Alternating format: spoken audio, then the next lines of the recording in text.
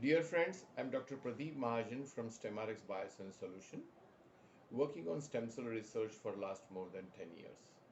Today again, we are here to have some kind of knowledge on this Thalassemia Day. Though we celebrate every year very specific days, Thalassemia Day becomes a very prominent event for because the disease is very prominent in the small kids. They belong to the group called as hemoglobinopathies. These immunopathies does mean the problems or defects or mutations in the hemoglobin protein in the red blood cells which maintains our daily chain of oxygen on which our life is surviving. This is a genetic disease, hereditary disease we can say. Usually there are two types of genes present in the heme molecule, that is globin, alpha and beta, and both represent a complete physiological mechanism to take the oxygen and supply to whole body as a lifeline for our life.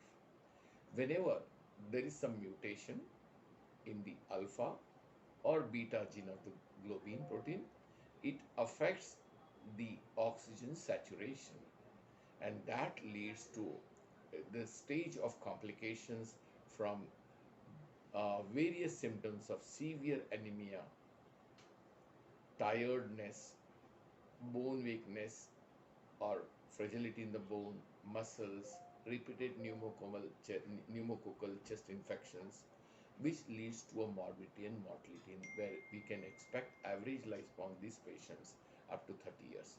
When we see the types of thalassemia, there are two major and minor, but there are many subtypes related to alpha hemoglobinopathies and beta hemoglobinopathies.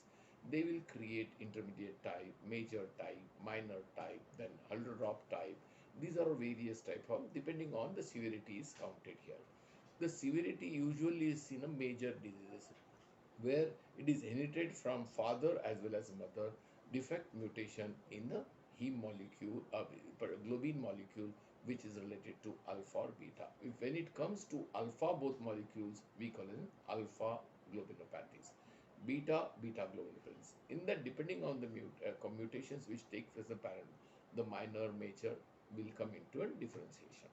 Now, looking when major comes, it is a very challenging child, which survival, suffering from the disease and other patterns of the life repeated fractures. Normally, if you see, the entire symptomatology is taken care by treatment or diagnostic part we can do with hemoglobin electrophoresis. Electrophoresis will differentiate alpha beta chains as well as they will also find out mutation. A gross diagnosis. Then clinically we see in the form of repeated anemia, which is not corrected by giving transfusions or being correction of diet or iron. This leads to entrapment and shape of the RBCs, which is chained in the liver, in the spleen, and splenic enlargement, liver enlargement, or the other sides which can feel it like, and repeated infections. But most important in this, we can also do microscopy to see RBCs of different size. Any technician can do that.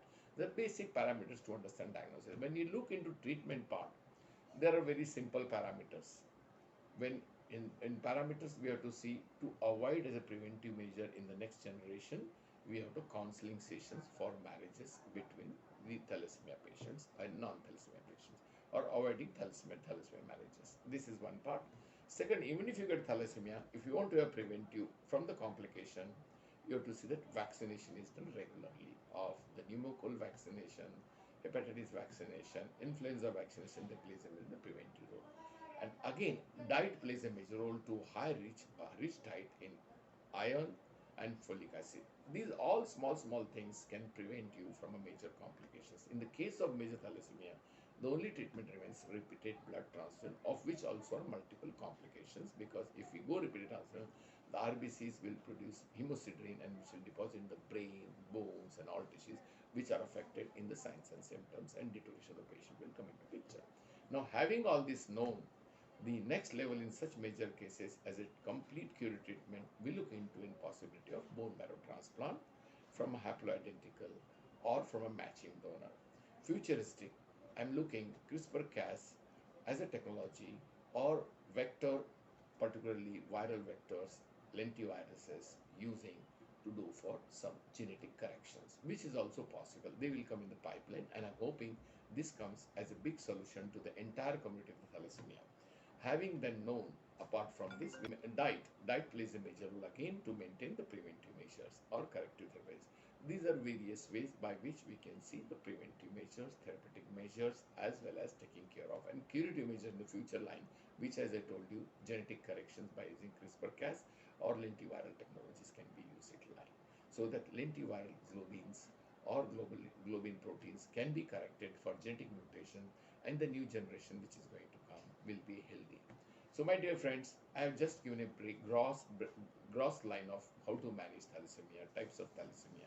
In case if you have any doubts that doesn't understand what we can do future at StemRx, we are looking to build up the life, quality life, improving their life, particularly marital lives as well as pregnancies, how to manage during those who are with thalassemia, and curative part using advanced technologies as I spoke about the CRISPR-Cas and lenti viral technologies to correct then generation to correct.